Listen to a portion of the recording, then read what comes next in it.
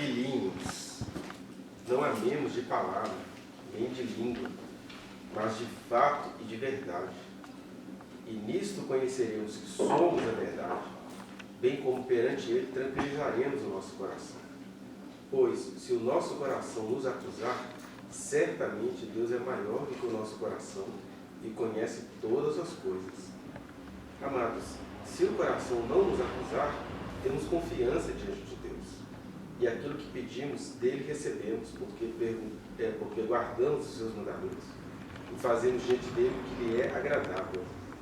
Ora, o seu mandamento é este, que creiamos em nome do seu Filho, Jesus Cristo, e nos amemos uns aos outros, segundo o mandamento que ele nos ordenou. E aquele que guarda os seus mandamentos permanece em Deus, e Deus nele. E nisto conhecemos que ele permanece em nós, pelo Espírito que nos deu. Então, nós temos aqui uma série de palavras aparentemente simplórias, mas cheias de significados, né? Primeiro, essa questão que toda vez que o João está falando aqui sobre nisso conhecemos, né? Nisso conhecemos que ele permanece em nós. Ele não está falando nem de conhecimento intelectual, ele está falando de uma segurança que a gente deveria ter. Como é que a gente conhece determinadas coisas? Ou seja, como é que a gente tem segurança que determinadas coisas estão acontecendo? É por causa do nosso relacionamento com ele. A outra coisa que ele fala muito aqui nesse trecho é sobre a questão do amor, né? Vamos pensar um pouquinho sobre a questão do amor aqui. Ele fala sobre o amor, a carta quase toda. Primeiro a gente fica pensando, o que é amor, né? A gente sempre pensa em amor como sempre vinculado ao romantismo, né? Aí, amor de mãe. Eu vi alguém falando, alguém postando nesse tanto de incêndio que está tendo aí, eu estou com as consequências até hoje desses incêndios, que não passa nunca. Aí alguém flagrou uma cena de uma... Eu não lembro qual era o animal, mas era uma mãe. É um pássaro. O pássaro morreu, seja lá pelo calor, né? Queimado no incêndio, ao lado de um ninho cheio de ovos. Acho que era uma galinha. Ao lado de um ninho cheio de ovos. E aí a pessoa já coloca a tarjazinha assim. Olha só, isso aqui é amor de mãe. Eu falei, gente, pelo amor de Deus, a gente estraga muito o amor com o romantismo, né? Quem garante que aquela mãe optou por ficar ao lado dos ovos ali? Eu acho isso é lindo no discurso, na postagem, mas isso é feio na vida real. Uma mulher tem de ter o direito de fugir de um incêndio, pelo amor de Deus. Né? Assim como no hospital, por exemplo, no incêndio você vai optar entre salvar os bebês na maternidade ao lado ou ter e deixar milhões de fetos, né? Eu ia falar fetos fecundados, milhões de fetos de embriões ali, 5 milhões guardados, são vidas, mas no incêndio você tem que optar qual vida vai ficar e qual vida vai. Aí a mãe que escolhe de repente fugir e deixar os fetos lá, ela não é mãe, ela não tem amor. Então essa romantização do amor é que estraga tudo, inclusive no Evangelho, porque a gente pensa que o amor é esse romantismo. E quando ele está falando aqui de amor, ele não está falando dessa coisa linda, que tudo é lindo, campos verdejantes, né? Falar o nome de Jesus em hebraico, Yeshua, aí quanto menos você entende, mais romântico fica. O que é Yeshua? Yeshua é Yesu, é Jesus, é Oxéia, é Oséias, é o Salvador. Mas aí a gente fica fixado assim, quanto menos eu entendo a palavra, mais romântica ela fica. E o amor fica assim, fica pintado e mantado de tragédias, né? Então ai que lindo, a mulher morreu ao lado dos ovos, né? E não, de repente ela não teve nem tempo de sair dali, o tamanho do fogo, né? E tem primeiro o instinto materno, claro, que uma mulher vai pensar o que ela vai fazer, mas essa coisa de, que linda, ela morreu e os filhos ficaram vivos, eu acho isso horrível, né? Mas isso é tão terrível que quando você estava trabalhando com as turmas, né? Por exemplo, o direito automático que a mulher tem ao aborto. Uma das situações é quando você precisa escolher entre a vida da mãe e a vida do feto. Aí os alunos ficam chocados, porque quando você tem que escolher entre a vida da mãe e a vida do feto, Aí a mãe é que vai ficar viva. Uai, professor, mas não é o feto? Não. A mãe tem história. A mãe tem marido. Né? A mãe tem outras irmãs. A mãe deve ter outros filhos. Então, o amor exatamente... ele passa pelo romance, mas ele é sempre calcado na realidade. Tem hora que amar é fazer aquilo que dá para fazer. Foi o que Jesus falou, né? A história do samaritano. Ele fez o que foi possível ele fazer ali naquela hora. Não interessa o caráter dele, não interessa quem ele era, não interessa se o cara fez por onde ser assaltado, né? Não interessa se o cara está envolvido numa briga. O cara passou na rua, viu o outro todo quebrado, ensanguentado e sem o seu material, ele amou. Isso é amor. É ser prático, né? E aí se aquela galinha tivesse fugido, tivesse conseguido sair dali sem ter de morrer perto dos seus ovos, né? Isso também era amor. Mas a gente faz o romance atrapalhar o amor, né? Ai, amor que a avó conta pra neta. Não, seu pai me bateu muito e eu apanhei dele 35 anos. Aí um dia veio Jesus e transformou, hoje eu estou aqui. Beleza, isso é uma opção dela. E amém que Deus restaurou a história dela, mas ela pegar isso e querer que a neta faça a mesma coisa, isso não é amor. Isso é ódio disfarçado de romantismo. Né? Eu estou dizendo isso porque é assim que o João vai lidando com a questão do amor a carta inteira. Ele fala, primeiro, olha só o que ele vai chamar de amor. Amor é você ver um próximo tendo necessidade e se compadecer. Porque o mundo inteiro tem necessidades. Quando Deus esteve aqui entre nós, o mundo inteiro tinha necessidades. Né? No dia que Jesus morreu, foram 500 crucificações. Né? 499 fora a dele. Só que o amor, ele não tem como evitar aquelas 499 crucificações. Ele teve como amar o ladrão que estava do seu lado. Que a gente chama de ladrão, né? Eram dois malfeitores, a gente não sabe quais são os seus malfeitos. Mas um estava ali zombando, você diz que é Deus aí, salva nós dois. E o outro falou assim, olha cara, ele não fez por onde e está aqui morrendo, imagina a gente. Aí Jesus, lembra-te de mim quando for entrar no teu reino. Aí o amor que salvou, mas não livrou da execução romana. Então o amor ele tem essa gravidade, é você ser contundente. Né? O amor é o que está na boca dos profetas. É você ver um Jeremias gemendo e falando, meu povo, eu não consigo ver a destruição da filha do meu povo, que é uma expressão do Jeremias, né? Conhecido como o profeta chorão.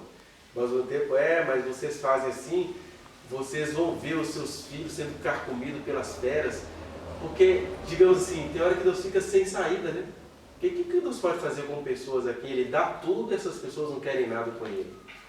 Não é que Deus vai dar auxílio dessas pessoas para serem comidas pelas feras, é que as pessoas é que dão os seus filhos para serem comidos pelas feras. O que acontece? Eu chego aqui, banco a vida de todo mundo, faço tudo por todo mundo, e essas pessoas não estão interessadas em mim. Se as pessoas não estão interessadas em mim, o que vai acontecer? O assaltante vai passar aqui e vai levar. Né? A vida vai ser como ela é. E o que é a vida como ela é? Basta você passar 2 horas ali na pedreira Prado Lopes, conforme os relatos que eu ouvi quando eu fazia estágio lá no Seção Pampulha. Tinha uma paciente lá que ela foi criada por um traficante terrível da pedreira Prado Lopes. Mas é interessante como ela é grata àquele traficante, porque ela falou que ela vinha sendo molestada por uma carreira de pessoas da família dela. Isso é falta de amor. A família inteira dela a molestava, até que ela, desesperada, fugiu, entrou lá dentro da pedreira Prado Lopes e ela conheceu um sujeito e falou assim, vem cá que eu vou cuidar de você. E ela está assim, aí eu estou diante de um cara perigoso, eu sabia de um monte de crimes que ele cometia, mas ele falava assim, nessa aqui ninguém tasca. Ele nunca encostou o dedo em mim. Ele pagou meus estudos, fez tudo, aí falou assim, olha minha filha, você não nasceu para esse aqui não. Faz o seguinte, eu vou te deixar num determinado lugar, estou te dando esse dinheiro e você vai procurar o seu futuro. Aí olha só, ela entendeu o amor daquele homem perigoso na pedreira Prado Lopes. Aí a pergunta prática é, ele deixou de ser um homem perigoso? Não. Mas ao mesmo tempo, ele salvou uma vida da vida viciadíssima que ela iria levar, como eu encontrei outras muitas pessoas que continuam levando essa vida viciadíssima. Né? E a falta de amor é tão grande que vai mudando, né? A pessoa ela é muito violentada em sua família, depois ela se casa para ser violentada pelo marido, e depois que ela consegue se livrar dela, ela passa a ser violentada pelo poder público. E essa vida ficou salva disso tudo, estava lá no cessante, tendo de tomar suas medicações, mas ela, pegando a relação desse traficante perigoso com essa vida, ele é amor, e Deus está olhando cada situação dessa. Alguém fala assim, pronto, agora esse cara vem usar a Bíblia para falar que Deus é a favor de traficante. Não, Deus é a favor do amor de onde ele vier, do traficante, né? Por isso que as palavras de Deus são muito pesadas para os irmãos. Você pega todos os livros proféticos do Antigo Testamento, são palavras ácidas e pesadas para os irmãos. Não tem palavra pesada para os impérios que levaram Israel lá, né? Para a Babilônia, para a Média, para a Pérsia, para a Grécia, nem para Roma. Tem palavras pesadas para Israel. E aí o próprio apóstolo João, quando ele está falando sobre o amor, sobre a falta de amor, está se referindo aos irmãos. Como assim que vocês foram iluminados? Vocês ficam cantando essas músicas lindas de que o meu amado é o mais lindo entre os milhares, mas vocês são secos. Vocês não têm nada para oferecer, vocês estão com tudo aí e se acostumaram com tudo. Aí ele começa a dizer, então, amar é louvar ao Senhor, é amar ao Senhor, beleza? Mas não é fazer disso uma energia etérea, que, é lindo cantar isso, não entendo nada, eu vou continuar cantando. Amar tem a sua concreção. Amar é você não conseguir ver o próximo, né, como diz o versículo 17, né? Olha, aquele que vira o seu irmão passar necessidade e não fizer nada por ele, como pode estar nele o amor de Deus? E seu irmão padecer necessidade de fechar o seu coração, como pode permanecer nele o amor de Deus? Porque de repente a pessoa faz sucesso na música que ela canta. Torna-se um conferencista, né? Graças a Deus que essa palavra já saiu fora, essa questão de conferencista. Mas torna-se um orador, um pregador, um sucesso de vídeo no TikTok, daqueles videozinhos de 3 minutos que todo mundo consegue ouvir. Um coach. Lindo, seduz o mundo inteiro, mas não consegue se compadecer de uma pessoa concreta que está passando necessidade ali, bem na frente dela. Então o amor tem a sua concreção. Aí depois ele continua, ele fala, olha, não amemos de palavra nem de língua, porque é fácil demais amar de palavra e de língua. Mas amar de verdade é isso, é falar, olha, para mim o problema do mundo não está resolvido, porque o culto está sendo feito, a música está fazendo louvor, as pessoas estão se reunindo, mas tem gente aqui pertinho da gente sofrendo. Por isso que a comunhão, né, envolve essa questão de um orar pelos outros, um ungir aos outros, um batizar os outros, porque tem essas práticas concretas de amor. Esse é o primeiro aspecto do amor que o João tenta desvelar para a gente, né? O segundo aspecto, ele fala da reunião, porque ele não está falando aqui de amar jogando na loteria. Ele faz o contraste entre o mundo e aqueles que se reúnem em função de Jesus. Porque a gente acaba pensando assim também, a gente vai para um outro extremo, né? A gente esquece de amar as pessoas na concreção do dia a dia, mas a gente também fica assim, mas se Jesus falou que amar é ter o caráter dele, que o amor é ter o caráter de Deus no dia a dia, então também preciso me reunir. Por que a gente tem que reunir? Por que tem que cantar essas coisas de meu amado, mais entre os milhares? Por que eu tenho que me reunir com aquelas pessoas? Por que eu preciso parar a minha vida para reunir 1 hora e ficar cantando, né? E aquele velho contraste que a gente vai vendo no dia a dia, porque as mesmas pessoas que não veem sentido nenhum numa reunião como essa aqui, são as mesmas pessoas que elas ficam num respeito quando alguma entidade exige delas alguma coisa, né? Não, Iansã não sei do que, Oxalá não sei do que, aquele amor afetuoso, né? Não, é minha mãezinha, Nossa Senhora Aparecida, eu sou fã dela. Aí tem toda uma ligação afetiva por essas coisas que são na prática, não Deus, mas são práticas, são coisas que têm a ver com o nosso afeto, com a nossa psicologia. Então a gente ama, a gente absorve, você tem uma cultura evangélica que é chata demais, porque quer impor Deus sobre a sociedade, mas ao mesmo tempo uma prática evangélica que no dia a dia não se compadece. Que desemprego, isso é o dízimo que você não deu.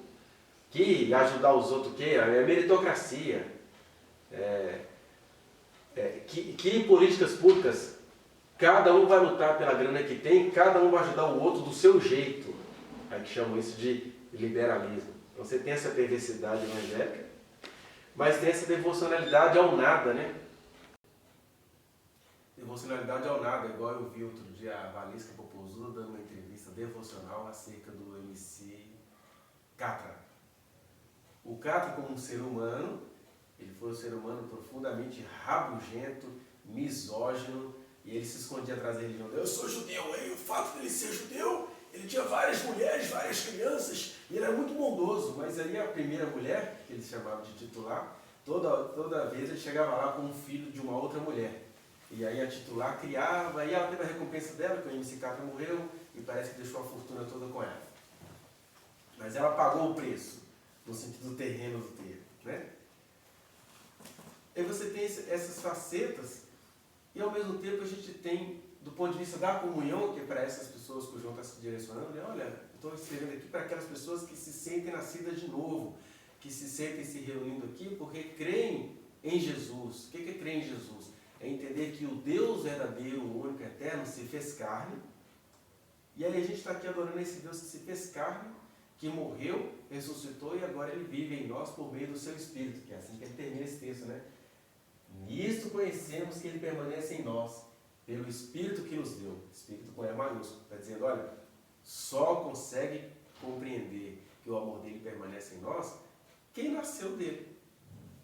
E é aí quem passa a ser habitado pelo Espírito dele, que na verdade é ele eterno, habitando em cada um de nós, parecendo com cada um de nós.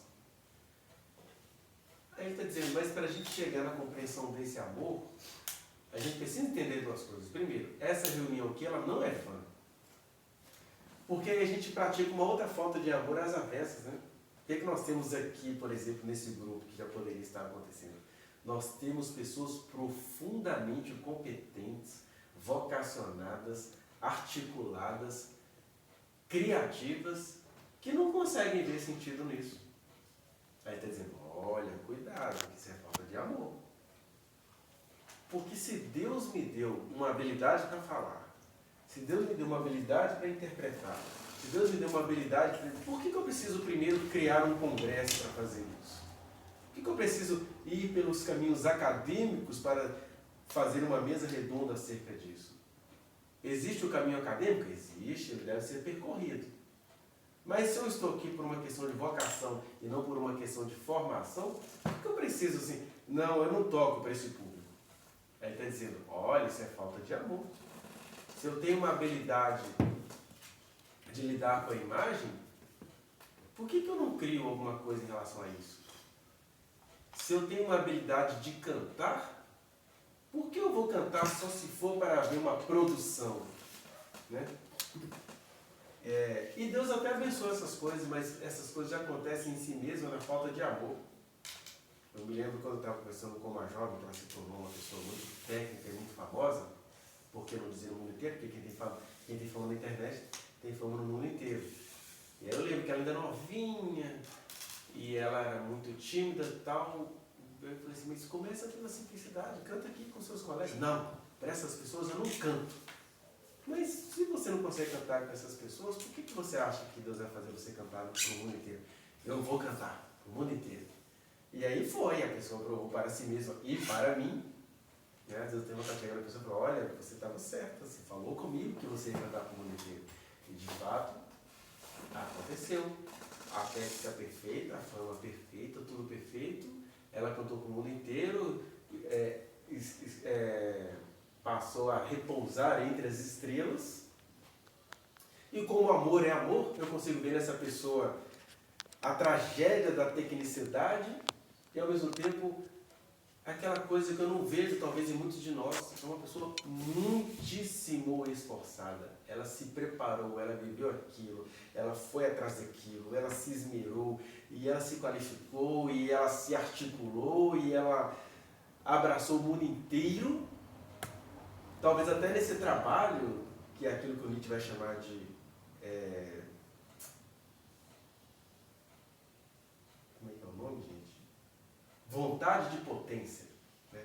Não é nem vontade de poder, não. Vontade de poder é a pessoa ser gananciosa. Vontade de potência é, cara, eu sei que eu tenho alguma coisa e eu vou fazer de tudo para realizar essa coisa. A pessoa não está querendo ficar acima de todo mundo, mas ela está querendo fazer valer aquilo que ela sente que nasceu para fazer. Então a pessoa fez valer nela a vontade de potência, daquilo que o Nietzsche tanto fala, né? E foi uma potência.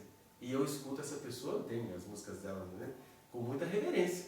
Só que talvez a vontade de potência acaba também adoecendo-nos, né? Na verdade, gente, a vida é um mistério. Tem gente que adoece porque amou o Senhor, o próprio Deus. Ele amou tanto que qual foi o destino dele? Acabou na cruz. E a gente confunde amor com prudência, com cuidado criminoso. Não, eu não quero me lesionar, não quero sair diferente disso. Eu não amo ninguém porque o amor fere, pois amar é ter consciência de que o amor vai te ferir, mas que a utilidade disso é maior do que a dor da ferida. Claro, e isso eu estou dizendo em relação ao nosso compromisso com a vida, ao nosso compromisso com a vocação. Agora, o nosso compromisso em relação a conjugalidade, as relações pessoais e íntimas, aí não. Aí até o amor de Deus tem limite nisso.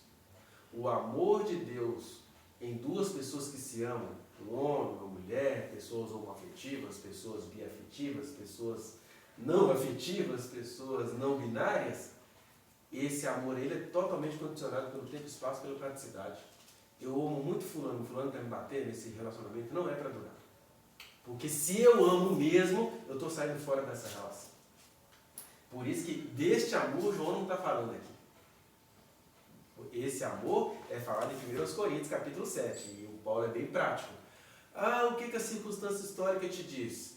Se você casou num regime onde você não pode se separar, fica nisso por amor a Deus, porque neste regime você não pode se separar. Mas se você pode se tornar livre, aproveita a oportunidade e saia.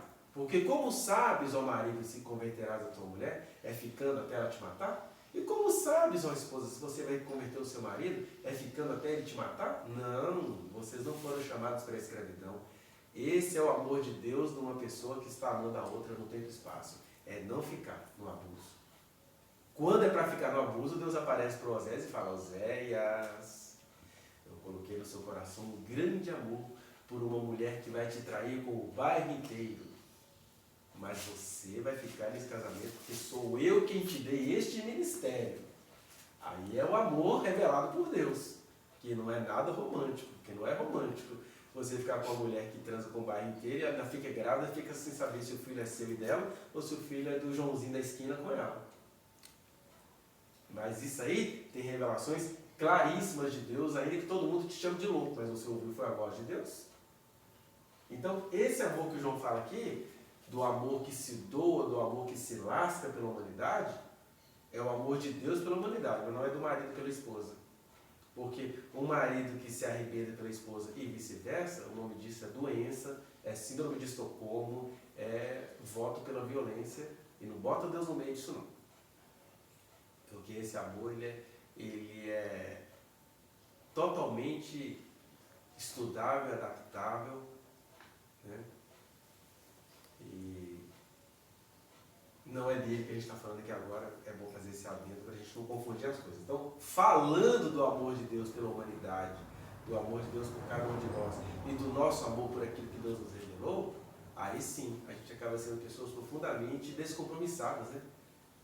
Como essa situação que eu acabei de falar. Então, a pessoa, ela não toca para os meus colegas, mas eu vou alcançar o mundo. Me alcançou. Quase que um dia eu procuro as pessoas, pode esfregar sua fã na minha cara, porque eu estou aqui para reconhecer que você venceu.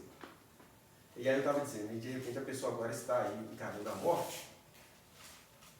E aí não é punição, não é porque a vida é assim mesmo. Seja você amando a sua vocação, seja você amando o Deus que te deu a vocação, Jesus disse.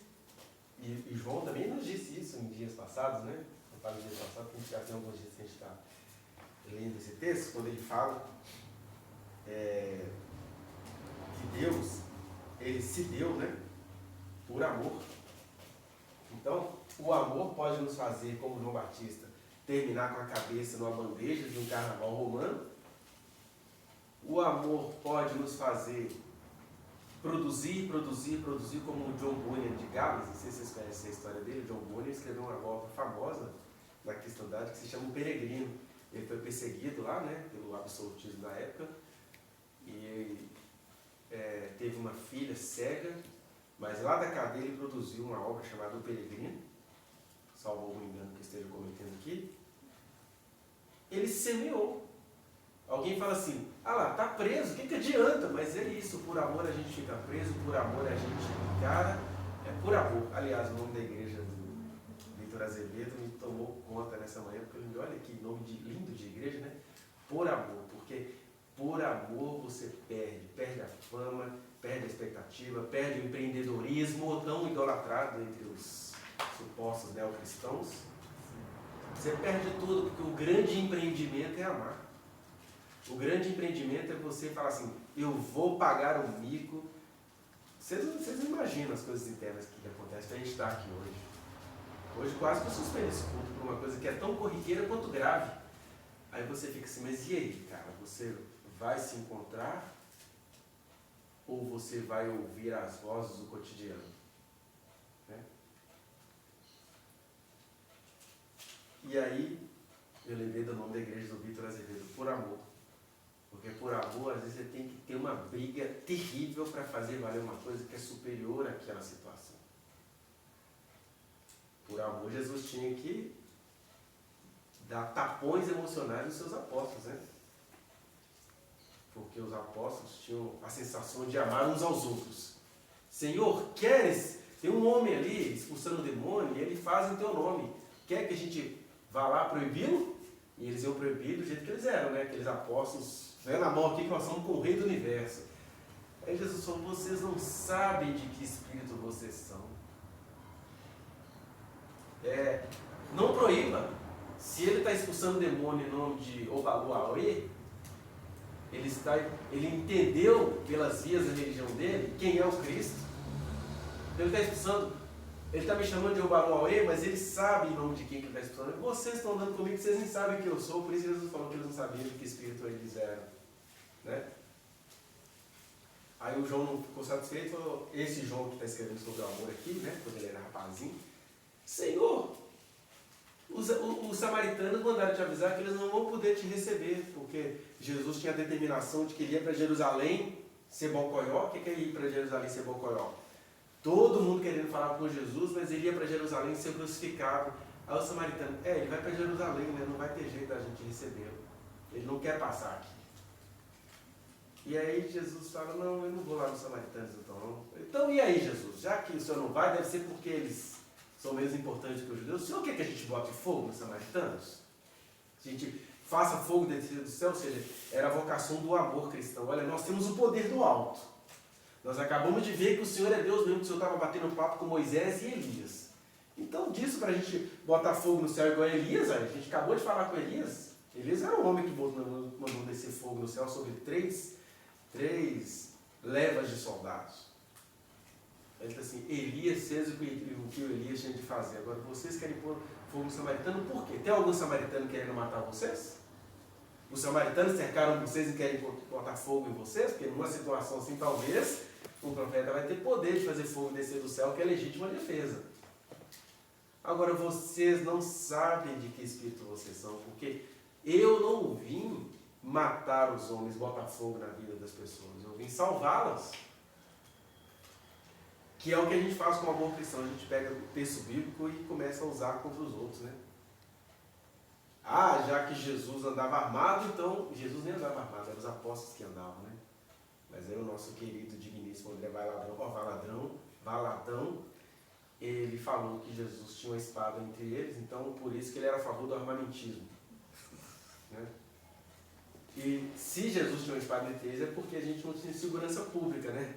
O império só se protegia, a população ficava entregue, cada um com as suas espadas. Aí agora a gente vai fazer um processo contrário. A gente paga imposto para ser de segurança pública, mas o outro quer vender arma e quer armar a gente. E os pastores vão nessa leva. Numa total falta de amor. Então, amar aqui nesse contexto envolve isso, olha. Eu não tenho que ficar com ódio de quem está lá fora. Mas por que eu também não amo quem está aqui dentro? Poxa, Eu me lembro que toda a manifestação de dons de Deus na minha vida era com essa solidariedade. Às vezes eu fico assustado com a tecnicidade dessa geração, e cada geração tem a sua geração. A gente só se assusta, não estou aqui falando mal de ninguém, não. Mas eu fico assim, cara, quando eu descobri que eu podia fazer um dó numa cordinha, o primeiro sentimento que me veio foi da solidariedade. Cara, eu congrego numa igreja, eu posso tocar numa igreja. Aí eu peguei um manual lá de como é que canhoto toca violão. Aí eu não entendi nada do manual, deixa eu ir com o meu ouvido mesmo. E ficava lá ouvindo os LPs do meu pai todo dia antes dele trabalhar. Eu aprendi a tocar música e ficava. Aí eu ia decorando, esse tom aqui que se chama Mi, esse que se chama Dó. Aí eu fui decorando tudo e fui aprendendo. Mas por que eu fiz isso tudo? Porque eu achava que à noite eu tinha de estar tocando, eu tinha que socorrer um culto à noite. Aí de repente você está numa geração onde as pessoas nascem prontinhas. Elas botam o dedo e a música começa a fluir.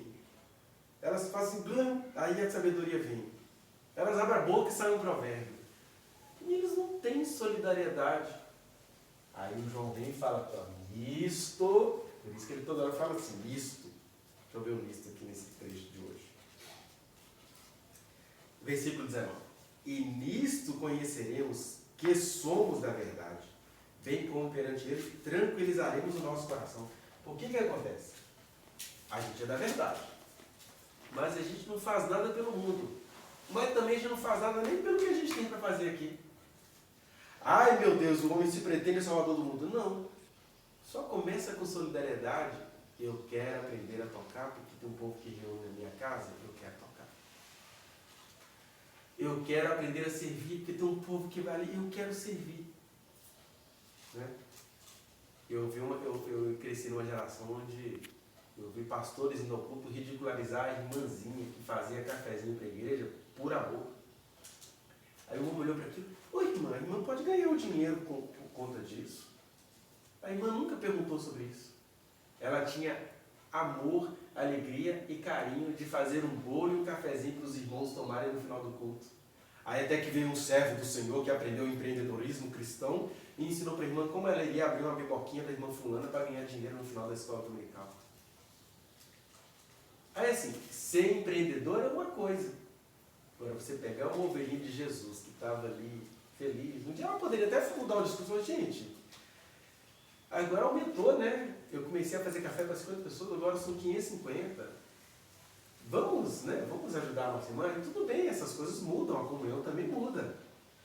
Mas e um empreendedor e falar assim, olha, irmã, pode ganhar dinheiro com isso aí. Aí é perversidade. Mas a gente pode.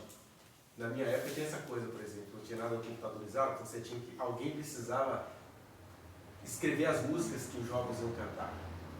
Aí, você tem a letra bonita, a pessoa escrevia a música, mas era tudo por amor. Né? É até assim que eu conquistei a Sônia. Conquistei não, porque eu dei uma cantada nela,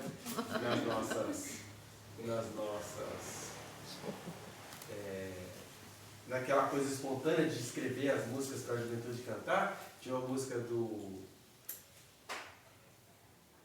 Ai meu Deus. Expresso Luz. Era uma banda lá de Goiânia. Vocês devem ter ouvido falar.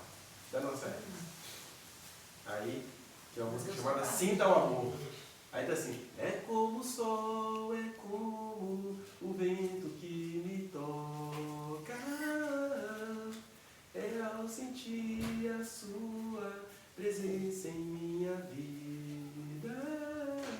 Era uma música assim de rock misturado com coral. Vencedores por Cristo, vocês pro Brasil, né? Era rock e coral. Aí, no caso, era rock, coral e MPB. Aí eu copiei várias músicas assim para a juventude, eram umas 15 pessoas que cantavam. E aí copiei umas especial. Aliás, a minha irmã digitou na época que estava tendo máquina de datilografia. Minha irmã digitou e falou assim, mas tem um aqui que eu vou escrever na minha mão. Aí escreveu a música toda, aí aquelas frases, né? Coisa de adolescente, né? Deus releva. É ao sentir a sua presença na minha vida, eu coloquei a frase toda destacada e copiei para a Sônia. Caiu no gótico. Porque quem ama a Deus também vai fazer romance, né? Claro, olha só, no livro bíblico tem um livro mais erótico do planeta que é o Cântico dos Cânticos. Que, aliás, a letra da música que a gente cantou aqui, na verdade, são transliterações do Cântico dos Cânticos, meu amado, é o mais lindo dos milhares, é a noiva falando pro gostoso do noivo dela. Né? Não é exatamente, originalmente, um louvor a Deus. Mas assim como a gente pega um louvor de uma mulher para um homem e transforma em louvor a Deus, a gente também pega o nosso louvor a Deus e joga um pouquinho de romance. Foi até nessa época que começou a surgir as músicas de adoração, você não sabia se era adoração ou se era declaração. Né? Eu lembro que tinha um conjunto do Tempo dos Anjos que fazia sucesso, que gravou uma música assim, solidão, para que solidão se Jesus nos satisfaz? Mas era difícil tirar isso dos adolescentes, porque as meninas cantavam solidão, porque elas estavam assim, apaixonadas, então elas cantavam solidão, para que solidão? Mas elas estavam cantando assim, eu tô tão sozinha, e ela olhava pro rapaz assim, se Jesus é real, ficava ali, no cantinho da música, se Jesus nos satisfaz, né? Mas a solidão, né? Então, aí, essa que é a graça de Deus, o amor de Deus. Assim, eu sei que vocês são assim, eu sei que vocês vão amar, achando que estão louvando a mim. Né? Eu sei que o Exu lá no final da música é só desculpa. No começo é cadê o meu amado, mais lindo entre os milhares. Eu sei que tem isso tudo. Aliás, essas músicas a gente acabou ouvindo, né, em consultório. E algumas pessoas tinham dificuldade de cantar essa música, porque trata-se de um louvor para uma figura masculina. Né? Jesus, no tempo e espaço, ele foi um judeu, 33 anos, solteiro, carpinteiro, uma figura masculina. Aí você imagina um rapaz com sentimentos são melhores que tem que cantar essa música. Ah, eu quero sentar no colo de Jesus, quero desatar a sandália. Não, irmão, não dá para cantar isso, por favor, não dá. E o amor é compreender essas concreções, porque tem gente passando necessidade no nosso meio. Aí um bom ministro de louvor que percebe isso, ele já vai mudar um pouquinho o repertório. Agora vai ficar preocupado com viadagem? Não, você está preocupado com o sentimento humano. Porque eu também já conheci uma irmã heterossexual que ela tinha ódio do livro de Cantares. Porque no começo é assim, ela era uma mulher que tinha muitos desejos sexuais, mas aí ela se frustrou no casamento, e aí o marido foi embora, ela não queria que ele fosse, porque o casamento é uma vez para a vida só, então ela ficou presa naquele relacionamento. Mas aí o desejo sexual legítimo, falava para ela, irmã, é legítimo o que você está fazendo, os seus desejos. Mas aí ela se culpava, se sentia um demônio. Então, quando ela lia assim, beija-me com os beijos da tua boca, porque é melhor o teu amor do que o vinho. Por que tem isso na Bíblia? Porque isso é humano, profundamente humano e legítimo. Mas ela tinha raiva, tinha ódio, ela passava a tomar medicação para não ter desejo, aquela coisa toda. E ela foi ficando tão ansiosa com essas questões que, literalmente, ela morreu cedo. E Jesus via que ela não dava conta, porque junto com toda a sexualidade dela legítima que ela tinha de reprimir, ela passou a vigiar as filhas. Meu Deus, se a fulana tiver esse caminho eu não suporto. Ai, esse crânio eu acho que ela gosta de mulher. Ai, aí Deus vai olhando o nosso pano e fala, vou ter que recolher. Recolheu. Porque Deus é amor, ainda que seja esse amor assim, puxa, vai ter que morrer cedo, porque ela não vai aguentar. E aí uma das filhas amou muito heterossexualmente e outra filha ama muito homoafetivamente. Eu falo, pois é, Jesus teve que levar sua mamãe, senão você não ia poder viver. Porque às vezes quando Jesus não leva, a pessoa vira um inferno na vida dos seus descendentes. O amor de Deus é essa coisa assim, amorosa tanto quanto concreta e densa. É aquele amor que sabe nos livrar do dia mau. É aquele amor que precisa deixar os nossos filhos viver. Então, se você é uma pessoa muito impositiva, ou você se deixa transformar por Deus, que não é impositivo, tem hora que fica assim, Jesus, como é que o Senhor aguenta? Como que o Senhor aguenta tanta maldade?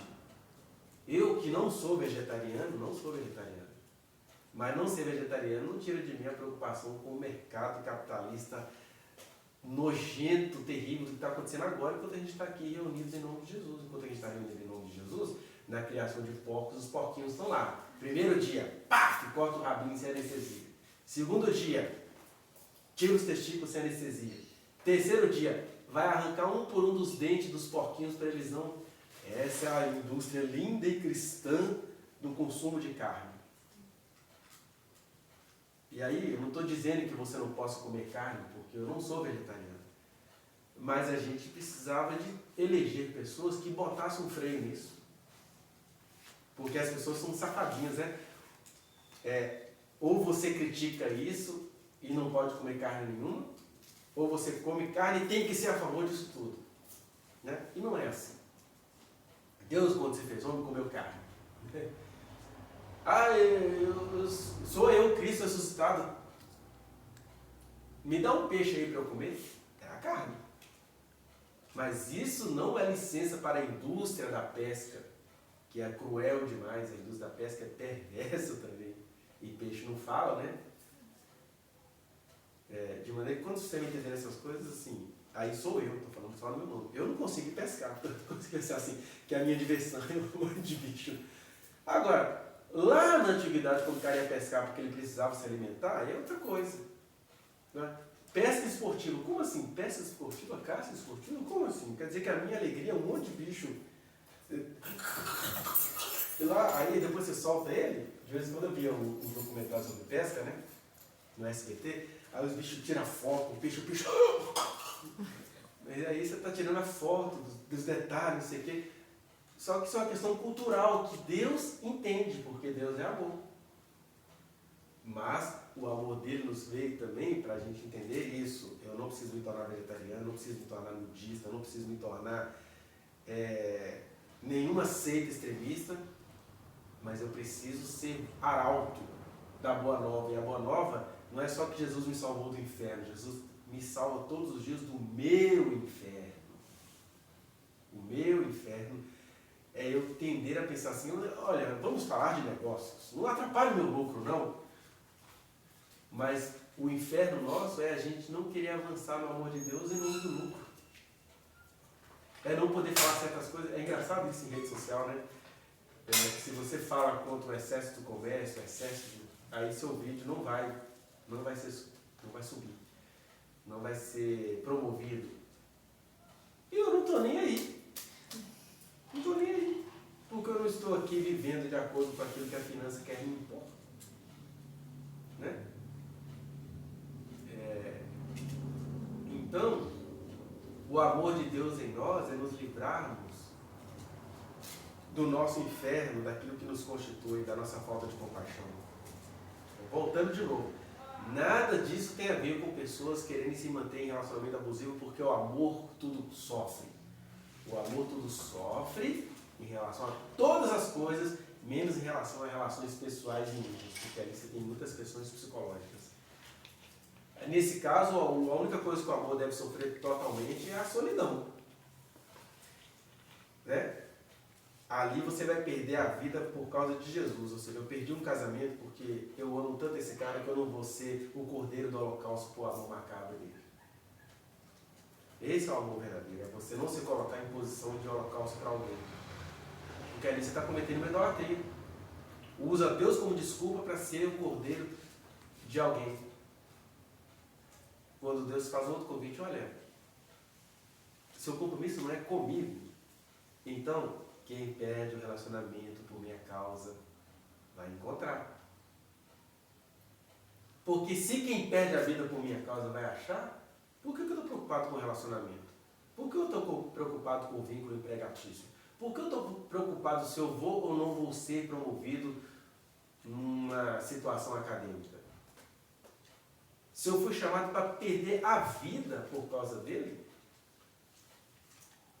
aí o que as pessoas fazem? Ah, é? Já que eu posso perder a vida por causa dele, eu vou perder a vida então por causa do meu marido. Não. Você pode perder a vida por causa do seu filho, se você ver nisto o amor de Deus. Você pode até perder a vida por causa do seu marido, se nitidamente te foi falado isso. Que foi o que o Osés fez pela Gomer, né? Ele perdeu a vida dele, não foi por causa da Gomer, por causa da voz de Deus que falou com ele. Vai ficar casado com ela. Aí sim, essa relação vale. Né? Então, esse primeiro aspecto, né, de que a gente precisa amar a quem está próximo da gente, mas esse amor significa essa solidariedade. Meu Deus, o Senhor me deu coisas a fazer. Que dureza é essa que existe dentro de mim que eu não consigo fazer isso aqui pelos meus pequeninos irmãos aqui, esse pequeno grupo?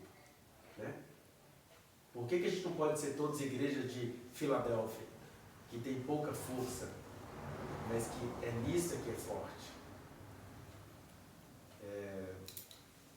E é claro, a gente vai, os primeiros passos são esses, os passos da simplicidade, e depois são os passos do amor de Deus, da voz de Deus,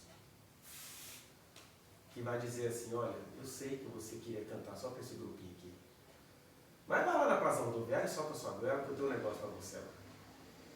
Aí você tem que bancar o doido e tem que ir. Mas essas coisas, inclusive, elas nem são faladas coletivamente, para a gente não criar um movimento de doido. Elas são faladas como indivíduo. Se a gente for olhar a própria história dos profetas, isso foi falado de maneira individual.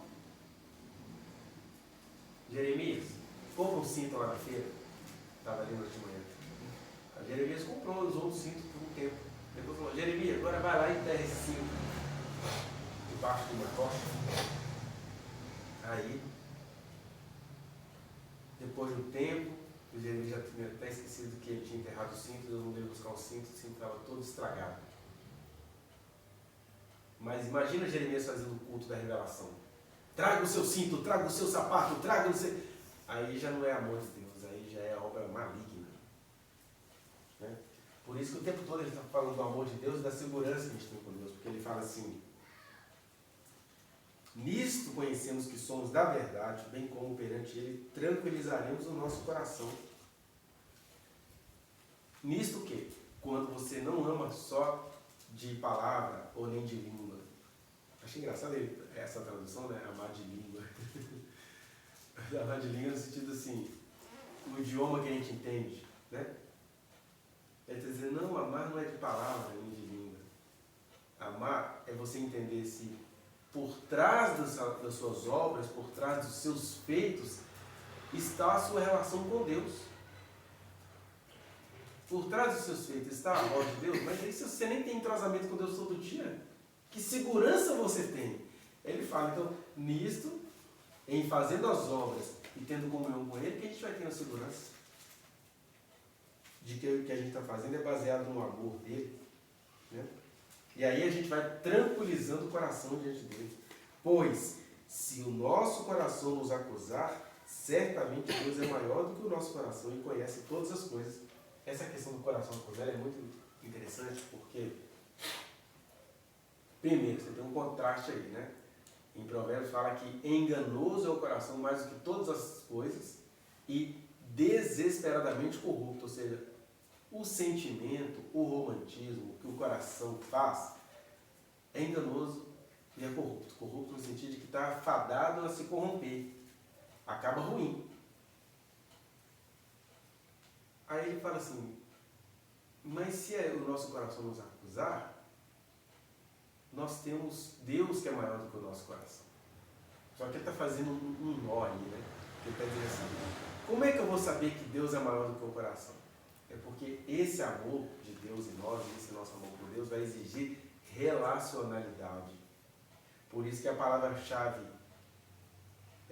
para a gente entender a diferença entre a fé e a crença é a confiança.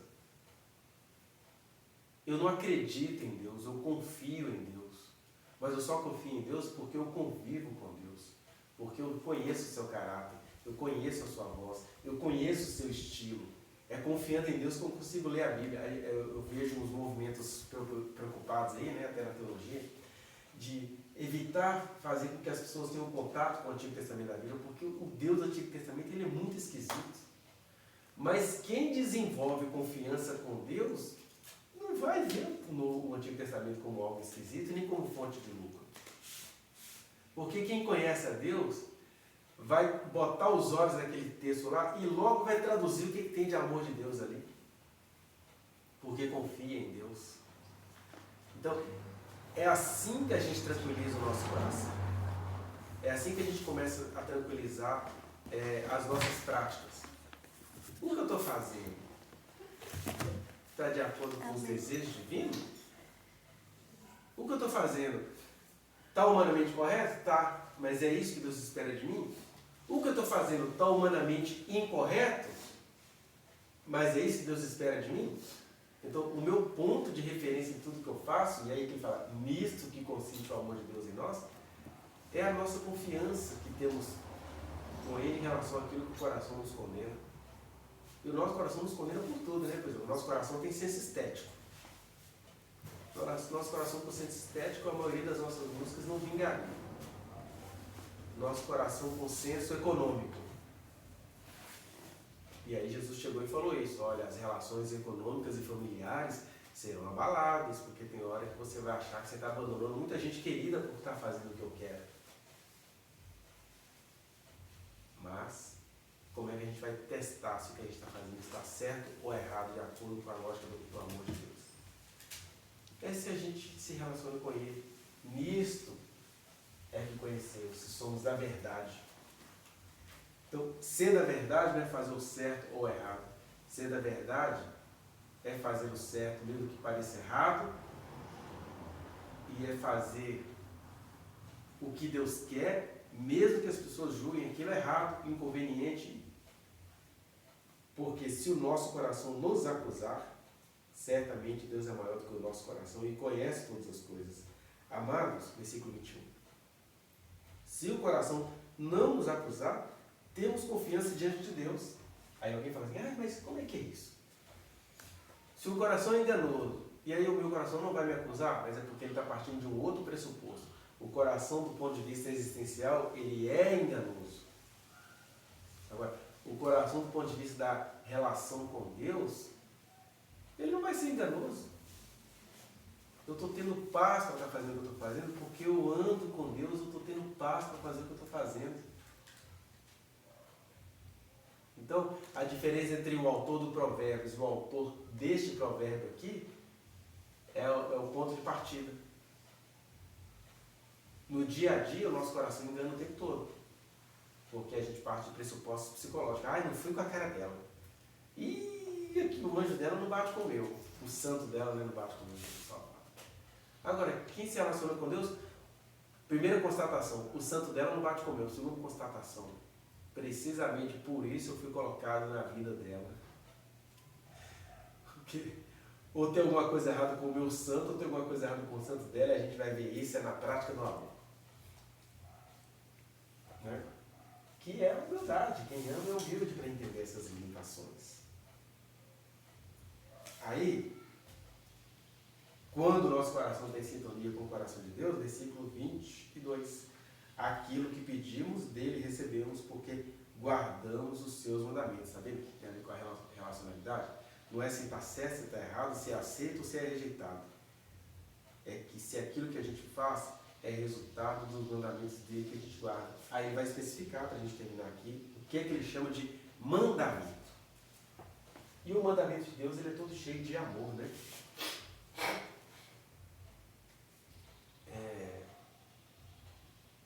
No Antigo Testamento tem uma expressão chamada estatuto, que na verdade é o amor de Deus sendo expresso para o nosso status. Por exemplo, a gente fica escandalizado com certos textos do Antigo Testamento, mas eles são legítimos naquela situação. Tinha um estatuto para Israel, que era o teste do ciúme. Imagina, o marido achava que a mulher pudesse o estar traindo. Não estava acontecendo nada, mas ele achava. Aí você abre a Bíblia em Números capítulo 5, que tem o teste do ciúme. O sacerdote, o marido procurava o sacerdote fazia uma mistura lá e dava uma água amarga para a mulher beber. Se ela estava praticando alguma coisa, aí o semblante dela ia descair, a coxa ia descair, porque ela bebeu a água. O problema é que algumas mulheres não estavam praticando nada disso. Só que ela é mulher, né? Ela é mulher. E aí ela se liberava naquela hora que, quando ela tinha 11 aninhos de idade, ela foi tomar banho, e aí ela foi se lavar normalmente, mas alguma parte ali, a mão demorou mais, foi gostoso. Aí ela interpretava isso como uma infidelidade. Estou falando isso porque até hoje, século XXI, ano de 2024, eu já ouvi mulheres me dizendo que um dia ela sonhou, aí acordou num sonho erótico, então ela se sente infiel ao marido dela. Mas o sonho foi o quê? Não, eu estava me esfregando no meu próprio travesseiro, não estava pensando em ninguém. Mas isso é infidelidade, né? Eu traí meu marido com minha fronha. Não dá para você entender só que você é uma mulher com todas as suas funções normais e que o marido talvez esteja comparecendo muito e que seu corpo está gritando que isso tudo é legítimo? Não, infidelidade. Você imagina, se em 2024 tem mulheres que pensam assim, imagina em 1350 a.C., que é quando o texto foi escrito. Aí olha que Deus entra aí. Deus não concorda com essas coisas. Mas você tinha ali 3 milhões de pessoas no deserto que entendia a vida assim. Homens e mulheres entendiam que se a mulher tivesse um desejozinho fora do momento, aliás, com o marido ela não precisava nem ter desejo, ele podia machucá-la, porque ela era serva dele. Mas se ela teve um desejo fora da cama com o marido, na Idade Média a gente fica sabendo que as mulheres iam para a fogueira porque elas sentiram orgasmo. Mas o pior, elas eram denunciadas por outras mulheres. Né? Eu trabalhei com os meninos nesse bimestre uma cena do filme Tempos Modernos, que é quando uma jovenzinha, maltrapilha, passando fome, ela vê um padeiro entregando pão e ela rouba um pão e sai correndo. E aí o Carlito fala assim, eu roubei o pão, né? Ele está doido para ser preso. Aí ele cumprimenta a moça, pega o pão, aí ele fala que roubou o pão. Mas é a cena do filme que mais choca, eu trabalhei com os meninos, as faces do poder, né? Assim, aí você tem uma mulher rica, em vantagem social, uma mulher em poder que deveria acolher a outra mulher, mas o que ela faz? Ela vai atrás do cara, não, foi ela que roubou. Ela tinha o poder financeiro de comprar todo o carrinho de pão e oferecer para a menina, mas ela precisava que a menina fosse presa, mostrando assim a misoginia e as muitas faces do poder, né? Que misoginia é o que uma mulher rica pratica contra uma mulher pobre, por exemplo. Uma mulher rica pratica contra outra mulher rica. As mulheres e os homens odeiam as mulheres, né? Até nos movimentos de igualdade sexual, afetiva, você vê muita misoginia, muita misoginia. Você vê uma mulher trans com ódio de uma mulher dita cis. Nossa, a misoginia está explodindo ali. E aí, então se você tem isso no filme Tempos Modernos, se você tem isso em 2024, isso que eu contei para vocês, imagine em 1300 a.C. aí o que Deus fez ali? Estatutos. O que é estatutos? Deixa eu ouvir os universitários. É assim que vocês pensam? Vocês, homens e mulheres, entendem que se uma mulher, se tinha uma coceira no dedinho do pé e uma coceira gostosa, não era nada, era erotismo, então ela estava traindo o marido? Então pronto. É assim que vocês querem? Eu até mostro isso para os alunos, né, quando eu estou falando sobre o monoteísmo. Que a única coisa que Deus deu a Moisés foram as tábuas da lei. As tábuas da lei se resumem em uma palavra: amor.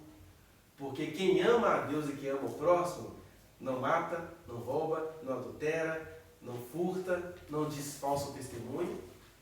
Então, o que foi escrito por Deus é amor. São mandamentos, ou seja, sinais externos de quem me ama. Não vai fazer essas 10 coisas, né?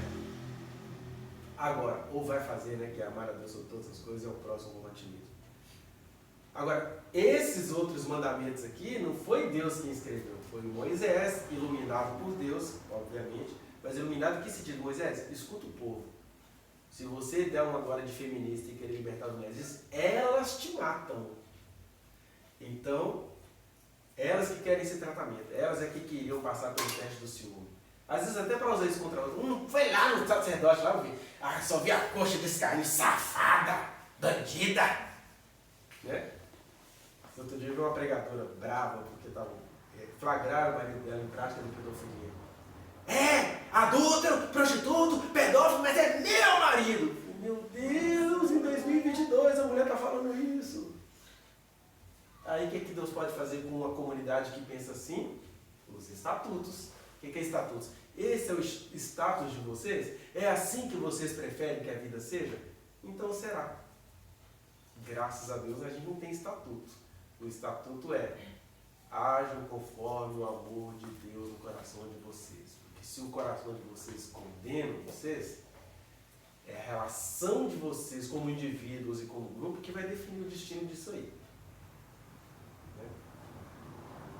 E o amor é libertador, né? Quantas pessoas que eu já tive o prazer. É muito gostoso você estar ali numa conversa pessoal, aí a pessoa para, conversa comigo e começa a chorar.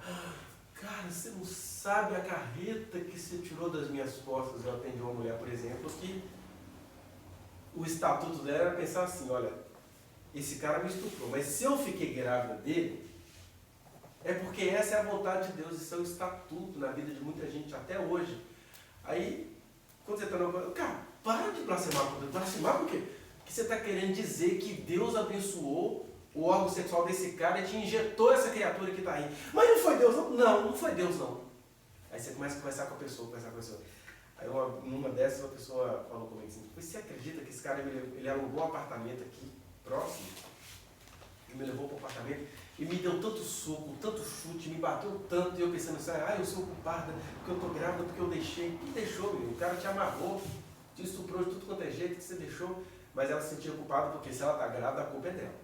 Mas ele socou e tal, aí de repente ela achou que ia morrer, aí ela sentiu uma coisa saindo. Aí o cara foi lá e meteu a mão no meio da perna dela, isso é histórias reais, tá? É tão real que parece macabro. E é macabro. Aí ele pegou, aí saiu o serzinho que ele estava com uns 2 meses na mão.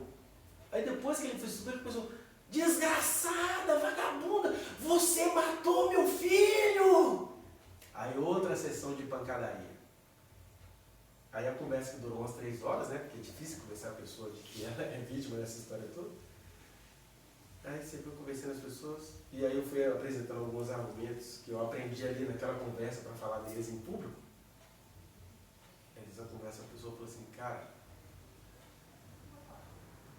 você não sabe a língua que você me propôs. E ali naquela conversa ela resolveu mandar o cara para a prisão, tirar dele o pátrio poder que ele tinha dos outros filhos que ele tinha aqui fora, e resumo da história, esse cara não tem pátrio poder. E aí eu falei para ela, sabe por que morreu? Porque nem era para vir. Porque a Bíblia que você lê está dizendo, agindo eu, quem impedirá? Primeiro, quando é Deus que age, não vai vir por meio de estupro. Então se vem por meio de estupro, a mulher já tem o direito de tirar, porque Deus não fez isso não. Ai, mas e o filho que nasceu de estupro? Aí são outras coisas. Desde que, quando Deus quer que um absurdo desse faça nascer, é Ele que vai entrar no meio. Ele entra no meio da lei, do estado, dos testes, tudo, a pessoa nasce segurando até a brincadeira porque ela tem que nascer. Segundo, se eu te contar 6 histórias de pessoas que nasceram de estupro que eu conheço, você não vai falar que isso foi obra de Deus, não. Porque a pessoa nasceu do estupro e ela vive sendo estuprada de tudo quanto é jeito, inclusive pelos comissários da infância e juventude, que sabem que a pessoa é filha de estupro e vão covardir. Mas você acha mesmo que foi Deus quem fez isso? Que o ser humano também não produz esses males? Né? E aí a única coisa que o Estado pode fazer pela mulher é o que as mulheres não querem que o Estado faça, é tirar no começo. Porque quem Deus quer que venha, venha. Mas eu estou falando isso por quê? Porque os nossos estatutos são tão tradicionalistas, os nossos estatutos são tão conservadores, e aí Deus fica calado. Mas o amor de Deus em cada um de nós deveria ir gerando essas múltiplas libertações, porque de fato, quando o nosso coração nos condena, quem é o nosso avalista? É a nossa relacionalidade com Ele. Eu sei quem Ele é, e eu sei que Ele concorda comigo. Né? Então, finalizando aqui, ele vai dizer o que é mandamento, versículo 23. Porque ele fala, né? A gente tem firmeza no que a gente faz, porque a gente guarda os seus mandamentos. Ora, o seu mandamento é este, 2 pontos. Que creiamos em nome de seu Filho Jesus Cristo e nos amemos uns aos outros segundo o mandamento que nos ordenou. Eu acho engraçado que o amor apareça em forma de mandamento aqui, porque a gente confunde muito o amor com o romance. Então tem hora, por exemplo, tem muita gente aqui que deve estar pensando que, olha o discurso desse cara, ele não ama o embrião. A pessoa não consegue entender que eu estou amando a mulher. Ela só fica de olho que eu não estou amando o embrião. Né? Então, o que é o mandamento? Olha, você não entendeu esse cara, mas tenta entender em nome de quem que ele está falando, que você vai entender qual é a vibe dele. Aí o mandamento é esse, quando falta sentimento, tem de ter a ação. O mandamento é esse, diante de 2 vidas eu preciso escolher aquilo que me é possível escolher em Cristo. O mandamento é esse, é que eu, sentimentalmente falando, não acho assim, poxa, domingo de manhã, 5 da meia-dia, no calor desse, eu tenho que me reunir com esse povo. Mas você não teve energia para ficar a noite inteira ouvindo um monte de palavrões falando seralho a noite inteira? xingando tudo quanto é coisa, jogando bingo, xingando a mãe dos outros? Por que isso aqui que te incomoda tanto? Então, tem hora que mesmo você não querendo estar aqui, você precisa estar. E isso não é imposição, é entendimento. Por isso que é mandamento. Quando falha o sentimento, vem a lógica. Né? Então, o mandamento é que a gente se relacione com Deus e a gente ame uns aos outros. E nisto conhecemos que Ele permanece em nós, pelo seu Espírito. Porque a gente também confunde muito. Deus está em mim porque, olha só, tudo que eu fiz deu certo. Não é se tudo que você fez deu certo. É se Ele permanece em você. Porque se Ele permanece em você, você não tem compromisso com a riqueza, nem com a pobreza, nem com o sucesso, nem com o fracasso. Você não tem compromisso com nada. Você tem compromisso apenas em exercer o amor. Você é o executivo dos 3 poderes do amor. Né? Você é aquele que executa o amor de Deus. Então, quando o João está falando aqui do amor, ele não está falando de romance. Né? Igual existem algumas comunidades do amor. O movimento hippie tentou fazer isso, né, fora do contexto. Paz e amor. E aí realmente era aquele poliamor, todo mundo pegando todo mundo, aquela coisa toda. Mas era o amor de Deus? Quem andava em comunhão com Deus conseguia ir nessa vibe? Por outro lado, o que é amar a Deus? É você, aquilo que a gente disse no domingo passado, é você ter muitos rigores consigo mesmo e ao mesmo tempo ter muitas amizades com muitos hippies. Porque o amor de Deus em você não vai fazer você se tornar um hippômetro. Vai fazer você amar muitos hippies, conversar com eles, e ter logicidade, e não ter medo de perder um amigo hippie. E a gente fica idolatrizando as coisas, né? Mas é isso. Aí na semana que vem a gente vai compreender o que é o amor de Deus na hora de discernir os espíritos. E vai ser o próximo tema que eu vou falar sobre os anticristos, né? Que estão entre nós. Amém? Não se esqueça de dar o like nesse trechinho de vídeo, compartilhá-lo e se inscrever neste canal, apertar o sininho para você receber as notificações. Muito obrigado.